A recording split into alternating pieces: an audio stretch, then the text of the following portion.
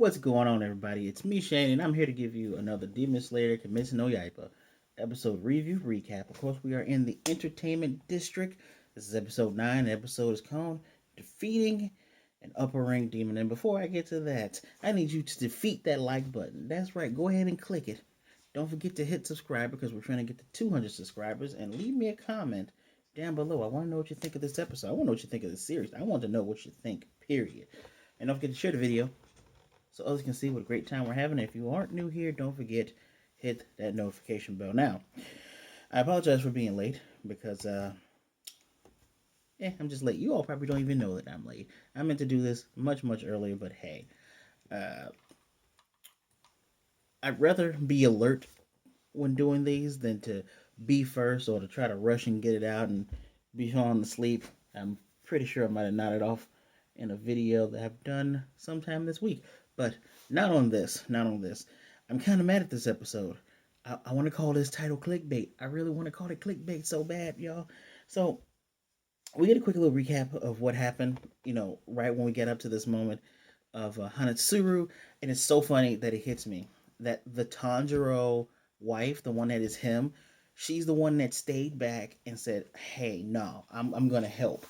And the kunai stuff, we're getting, was it Uziu, Tengen? What did he do? Uzui, what did he do? He was able to cut off uh, Gyutaro's legs at the knees, and here comes Tanjiro ready to go in there, right there. But we get a nice little flashback of Uzui and his wives there at the family grave. He's paying respects.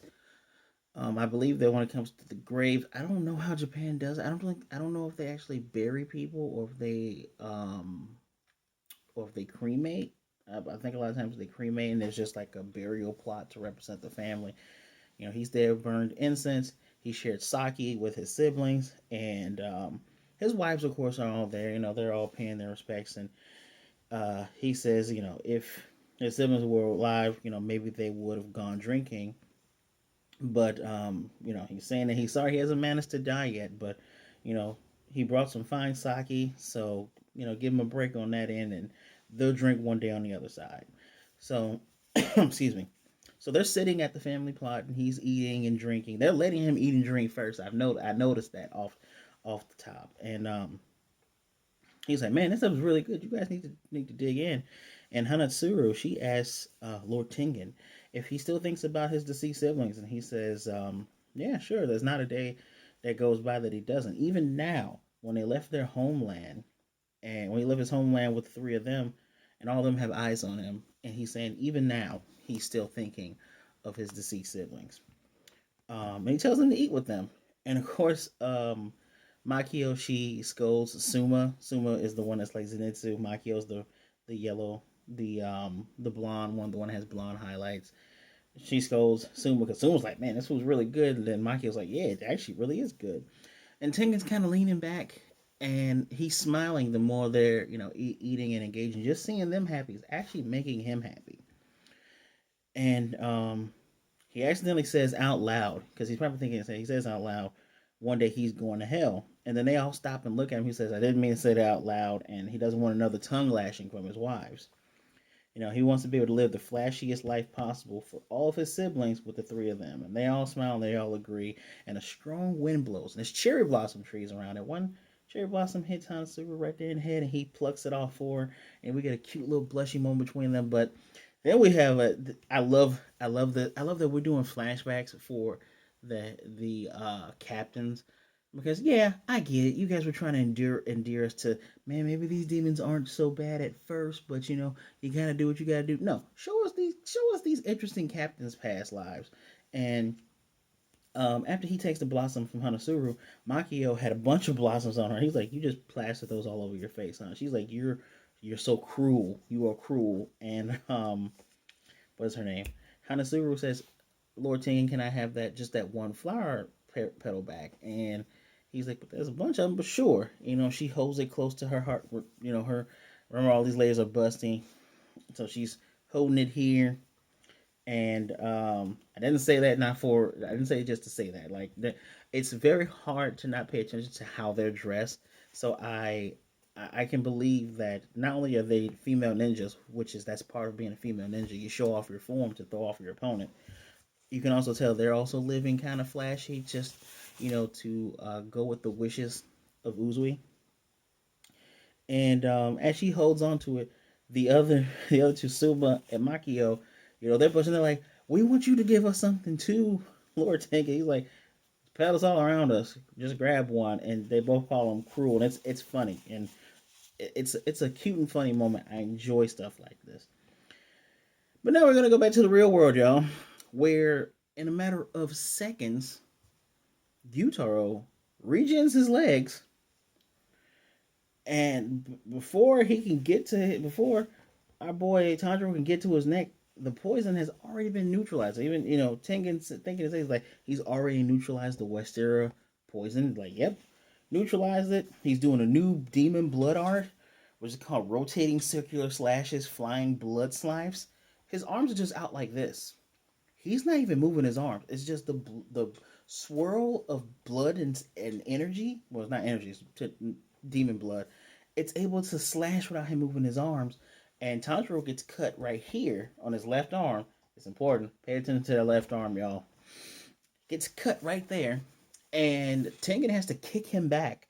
And he does his own technique, his celebrating fourth form, the constant resounding slashes. So remember, these are nunchuck blades. He's doing the cool ass Bruce Lee stuff with fireworks popping. I don't know if that's just because Tengen is flashy that there's fireworks with it, or if he's actually throwing flashbangs while he's doing the technique. But yeah, he's countering all these attacks. And where am I at here? Suddenly, when all is said and done, when all the dust settles, Gyutaro has disappeared, and Daki's belts are coming at him. Hanasaru was trying to help by throwing kunai, and he's trying to tell her to get away. And she's like, "Don't worry about me, I'll draw the belts towards me." But Gyutaro, out of nowhere, grips her by the mouth. And the belts are blocking Tengen from going anywhere. They're starting to encompass him in a ball. And we get another flashback of his wives with Suma. They're all in like this open field. I think this is right before they're going on this mission. No, I don't think. I know. This is right before they're going on this mission. And Suma says, looking at all the dragonflies, it's that time of year, right? And she says she wish she could be like the dragonflies and soar in the sky. And of course, Makio teases her. We get some more cute moments between the family. That's what they are, the family. And Hinasuru flat out, she laughs, but then she says, "Hey, after defeating the upper rank demon, all of them need to leave the front lines and live as normal people. Although they were raised as shinobi and they cannot bring back the lives that they took, they need to set things right somewhere along the line. And somewhere along the line so they can at least live and hold their heads up high. And when that day comes, all four of them might not be alive. So if that happens, no hard feelings, right?" And that's what goes on through his mind as he slashes all these things away. And he's like, I love it. I love when I have to translate some of these things. So he goes Yamero. So when you think Yamero, you see it in anime, you see it in shows too. It's always someone reaching out, trying to stop something bad from happening. And in this instance, it was translated as "let her go," which is it's good to try to put it in a good translate. Like when you're translating things, you gotta do it for those who are reading it to understand. So him saying Yamero is the Yamete means hold on, Yamete Kusai, just hold on, just stop for a minute. Yamero is like saying no, stop, don't do it, no, no, no, no, no. And while he's trying to get there, Tanjiro sees this, same time sees that whole moment, and he's like, I gotta get up, I gotta move, I gotta do something. If I use the what is it, Kami Kagura, if I use that, I can get there. Tries to do it, but he doesn't have the stamina for it. And he forces himself to move. He's like, I can't watch another person die in front of me. And the belts are coming for him. He's moving, trying to slash around at him. And he's like, this dude doesn't see me as a threat. That's why he's not attacking me. He's like, I got to do something flashy. I got to do something that's going to get his attention and make him focus on me as well. all of a sudden we see a mixture of flame, of the sun flame. I'm spoiling that for y'all. It's sun breathing. Ha. Of the Hino Kamikagura sun flame and the water mixture. Tanjiro has cut Gyutaro's hand that was holding her. Gyutaro's hand that was holding her. Grabs her and slid back. Now Gyutaro's like, he can't move like that continuously. Dude's already looked pretty beat up, and he's already grown back that stupid hand of his. And it's put so much stress on Tanjiro that he has one eye open, which both of his eyes work, but as you can see from this picture, that's more. That's not just bloodshot. That's stuff pouring out of him. That's his birthmark, but that's stuff pouring out of his face, right?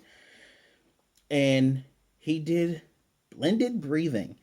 I do not know why I didn't think of that. That's actually such a cool concept. I love, and I even though I'm so silly because I've read other stuff, but I never thought about him blending the techniques. Um, he's saying that with doing this, he gets more attack power than the water breathing, but he can last longer than the Hino Kamikagura.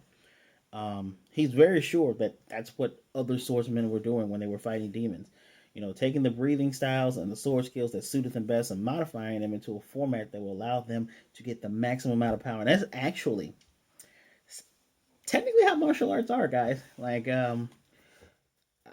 my teacher, one of my teachers, he had said, a lot of times people try to force the student to mold to the martial art. No, the martial art needs to be suited for the student. Yeah, you can learn all these. You could and you should learn all these certain moves depending on how high you want to go up within your respected art, but it might not be suited for your body style, for your fighting style, for how you think.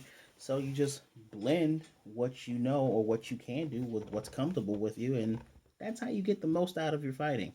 That's how you get the most out of your art. Any art, technically. Pardon me. So we do see when he's talking, because he's talking about the styles have racked their brains, and he's like, that's why there's so many offshoots of all these different styles. And we see, starting with one person with long hair that kind of reminds us of his father, but we get to see they're trying to do like the Avatar thing, where it's like generations, all these swordsmen, and it's I don't know if it's the moon or the sun. I'm going to assume it's the moon because they keep having to fight at night. But to represent all of the different people who have come this far and had to learn these different techniques. So you know, he's reflecting on Urokodaki teaching him how to be flexible, and he could never fully master water breathing like Tomioka Gyu, but he's not gonna let what Urokodaki he's not gonna let what Urokodaki taught him go to waste. He's clashed up with Gyutaro. His scythe is hooked onto his blade, so it's kind of like a clash. And we get that little diamond, that flash of diamond from the headband. Here comes Tengen saying, "Tanjiro Kamado, you have my gratitude," as he swings and he's getting ready to cut that damn head off. Just a little break, little commercial break.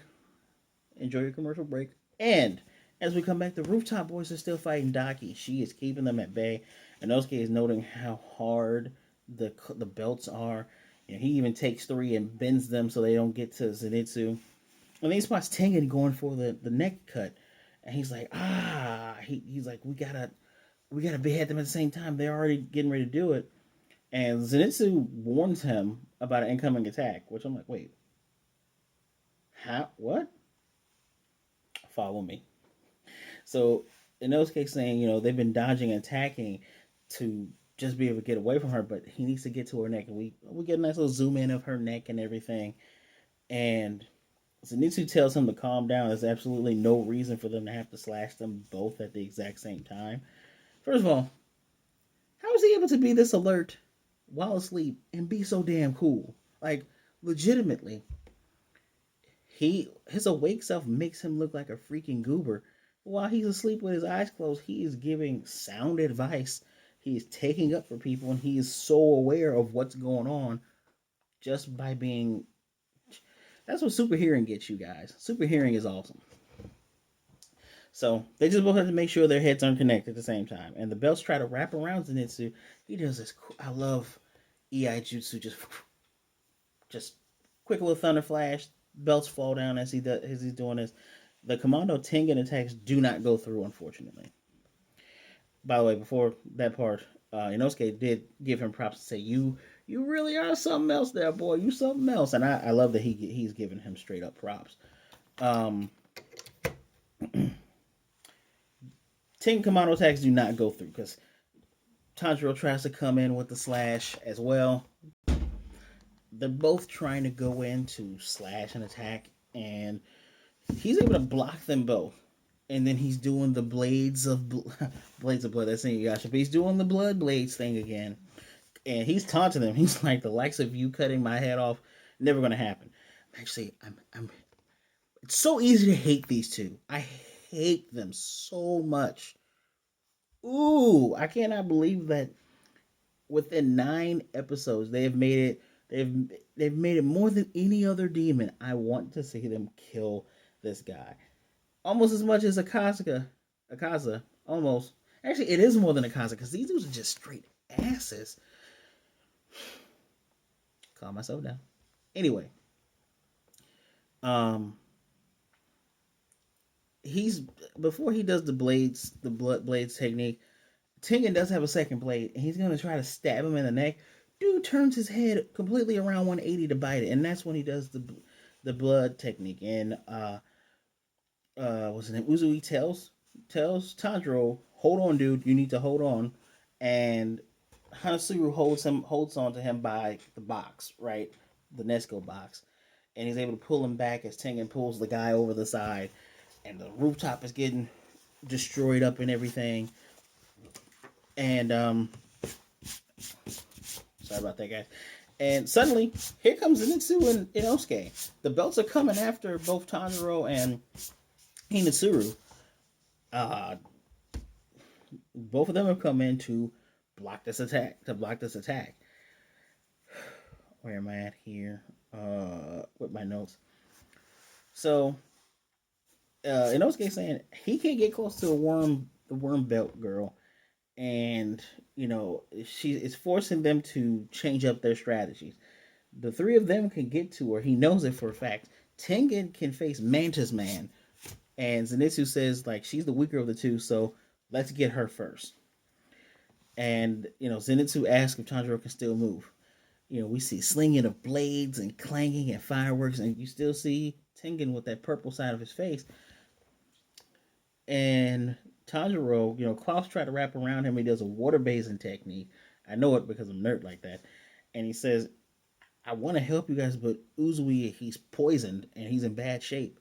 So they need to finish this real soon."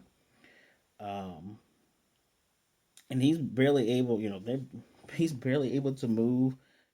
And what's going on? No, he's not barely able to move. What's going on? The Gyutaro sends 2 blood attacks at Tanjiro, and he blocks them both. He's barely able to block. He's like, this dude's attacking him while fighting Tengen. I don't know if that's actually the case. You'll see what I mean in a little bit. So Tanjiro calls to Hinasuru. She's like, "Don't worry about me. I'm just going to run and hide." Daki's belts are coming forward. We get a lightning flash and a water technique that saves her. She runs away. And of course, Daki's like, "I can see your movements are slowing down." Inosuke calls Zenitsu. I don't know why he calls him Moichitsu or something like that. He's like, "We're the only ones that aren't hurt. And the other 2 are banged up really bad. We got to handle this. What was the point of all that training?" He thinks about Rengoku and the hard training they went through. And Tanjiro tells Inosuke, "Look, her neck is too soft. So it's going to take a lot of speed, and he's going to have to slash from multi directions." Inosuke sees, where am I at? Inosuke, for some reason, he can see the belts slowly coming in on Tanjiro. He's like, "It looks like their movements are ever so slightly slow." He's like, "You know what? I'm assuming that's what's happening. I'm going to say that that's what's happening, and we're going to do this." He's like, "If it's multi-directional attack you want, the dual-wielding swordsman is your guy. We're going to do this. The 3 of us can beat her." We got Tanjiro and Zenitsu back to back. Tanjiro tells him that him and Zenny are going to protect Inosuke, and Daki's like, another ugly freak enters the fray. I cannot wait for you to die. So they move together, attacking and blocking. And Tanjiro calls to Inosuke. I love the fact that you just say someone's name and they know what to do. And, you know, the boys. So these two boys block four belts coming for this one boy. Boy. He's like, do not be late with saving me, my underlings. He's doing the beast breathing eighth fang. Dude's muscles are bulging like he's coming out of DBZ, and the move is called the explosive rush. He's moving, running at high speed. Tanjiro does the water breathing third form, and the only moves Zenitsu can do is, the first form, which that's all he needs. So he's doing the thunder breathing. We have water circle slashes, lightning slashes. This stuff is blending in. And I love that they're saying the attacks at the exact same time because it's like they're making a new move. And I'm going to say it how it came up on the screen. It's flowing, thunderclapping, flash dance, eightfold. And as he gets in, Inosuke's moving in, and he's getting cut as he keeps moving in. And she blocks him with both her arms. And he's like, nope, this time I'm getting the job done. And she's like, you can't cut me with those beat up blades. Does the six fang move, and he starts sawing back and forth because you already know what the Inosuke's blades look like. They look like serrated edges that he's beating there himself, and he saws through her. It looks like, I thought he saw through her arms.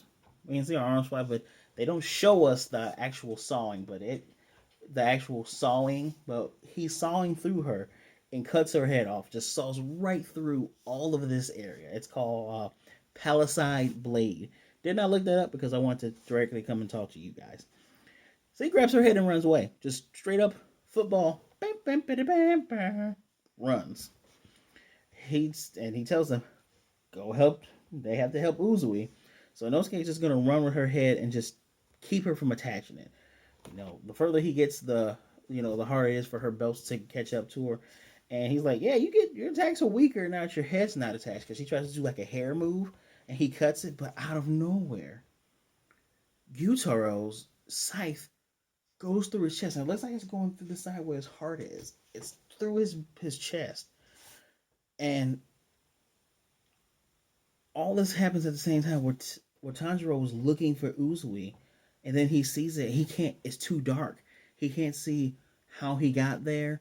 He can't see where exactly he hit Inosuke, but Inosuke is bleeding back. He's bleeding through the boar mask. And as all this is happening, he looks over the edge. And Tengen's laying on the ground.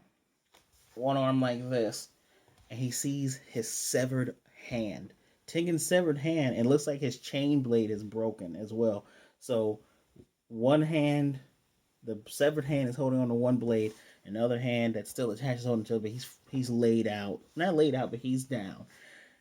And Zenitsu, in all of his sleep glory, is telling Tanjiro to watch out and pushes him off of the roof because now you have stupid Daki's multi-beam thing attack that she did before, the one that pissed off Nezuko and Tanjiro so bad, where she killed a bunch of people, destroying this roof. And in Tanjiro's head, he's blaming himself. As he's like, I should have helped Uzui. This wouldn't have happened if I was fighting with him. I should have been paying attention. I could at least seen when he got there. Zenitsu, you should be saving yourself. He says, I'm sorry. I'm sorry, everyone. I'm sorry, Nezuko. And that's where they end this episode off. Like, did you really do that? Did you really cliffhanger us again? This show has the best cliffhangers. Like, man. And I love the fact that, unlike, what's the other shows I watch?